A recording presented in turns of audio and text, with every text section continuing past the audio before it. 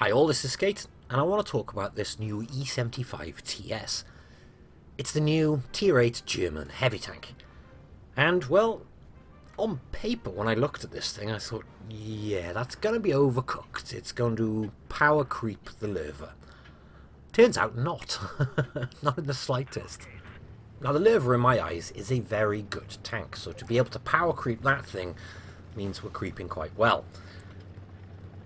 Now, this thing is by no means a bad tank. In fact, I would say it's a very well-balanced tank. But I think the Löwe is more user-friendly in terms of a premium tank.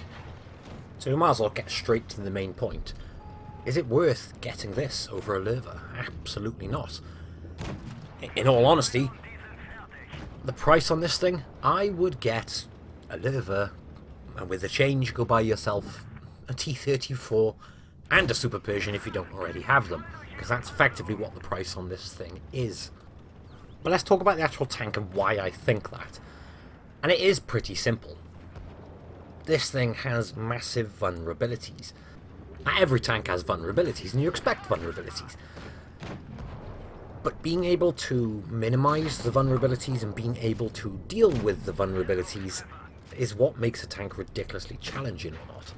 I mean, actually, I said earlier this tank is very well balanced. I performed fine in the tank, in my opinion.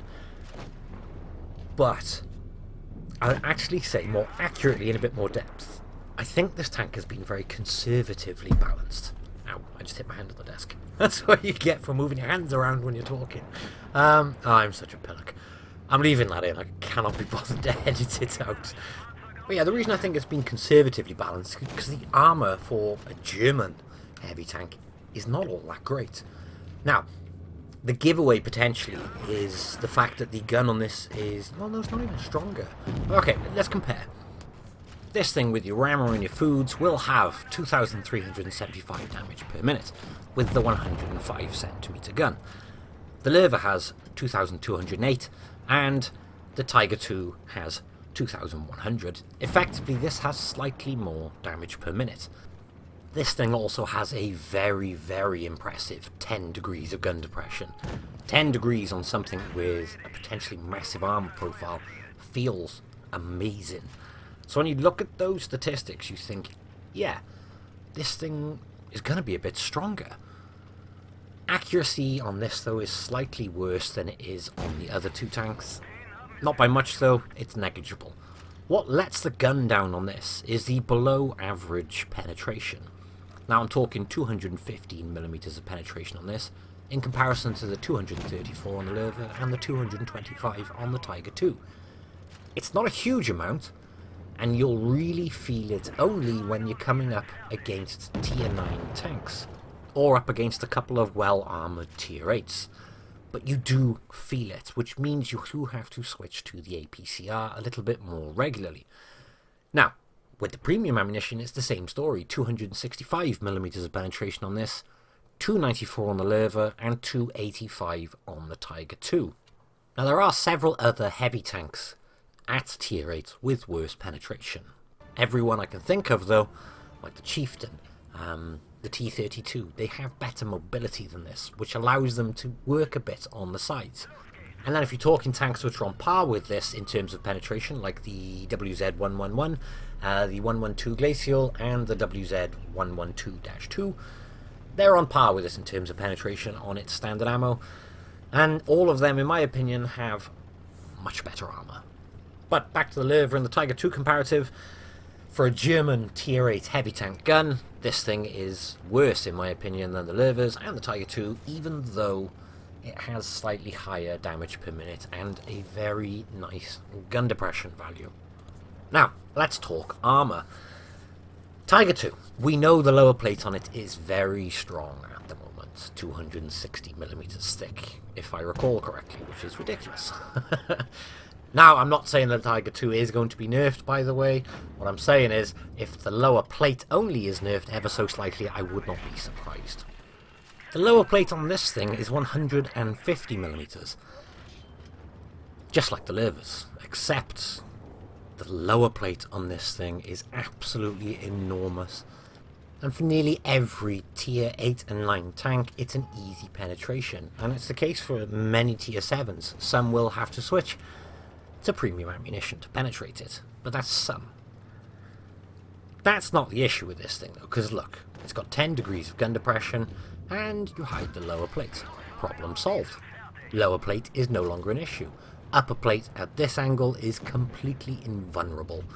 You will bounce crazy things from that upper plate when using the 10 degrees of gun depression. And obviously your lower plate is hidden. And this could apply to any tank like this. But let's say you're caught out and you're not on a ridge.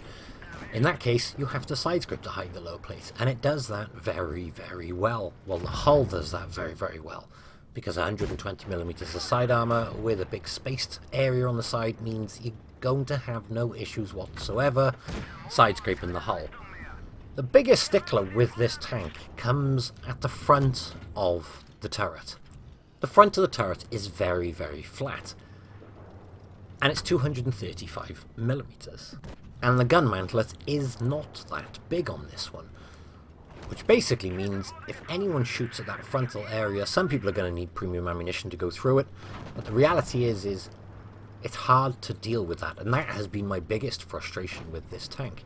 The only answer is to wiggle, move back and forth, move left and right slightly in the hope that they catch the mantlet or the cheeks. Because you cannot angle the turret away without making it very weak on the sides. For example, that T-34 over there, I am very conscious of that thing because that will go straight through the front of my turret like butter without premium ammunition.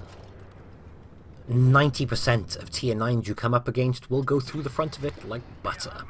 And that's the case for a lot of tier 8 heavies or tier 8 tanks in general. Some obviously will need to switch to premium ammunition, but again, by switching to premium ammunition, you can go through this thing. Now, you may be thinking, yeah, but it's up against the tier 9s. It's meant to struggle a bit against tier 9s. The difference is like with a Lurver, you can go through the cheeks just next to the gun mantlet, but if you fail on that little area, you're hitting that massive gun mantlet and bouncing, or you're hitting the very rounded area around the turret. Which then begs the question to me of, well, you struggle hull down in this thing. And that's its one trick. If you're on the flats, try your best to side scrape. You can side scrape very well, but you've still got the turret. You'll still be able to penetrate the turret even if you're bouncing off the sides. And it won't take very long for people to learn this very, very quickly. And that's the same when you're using the gun depression. When you're using the gun depression, you can still penetrate the turret. Do the same things in any of this thing's rivals. The Lurver, especially, in my opinion, is this thing's biggest rival because it's a tier 8 German heavy tank. That thing will do the hull down considerably better than this, in my opinion. Granted, it's got 8 degrees instead of 10 degrees, but the Lurver will still perform absolutely fine. It's also got a better aim time. It's also got better accuracy. It's got a phenomenal accuracy on the Lurver, and you're sacrificing ever so slight damage per minute for that. Yet you've got better armour as well. So if you're looking for a tier 8 heavy, and you're looking at this, save your money. Go buy a Lurver. You will not regret the Lurver in comparison to this. It does sound like I'm bashing on this tank a bit. I'm not. That is not my intention. My point I'm trying to get across is it can side scrape. But yet anyone points at the turrets, if they switch to premium if they have to, they are going to go through. Your only way of dealing with that is wiggle, wiggle, wiggle, and that is it. There is no other way of dealing with it. Also, it's a premium tank. Something should be covered. 101,000 credits for 4,200 damage. You'd nearly double that in the Lurver. There we are. I'm going to shut up anyway. That's all for this video. I hope you've enjoyed it. Thank you very much for watching, and I'll catch you in the next one.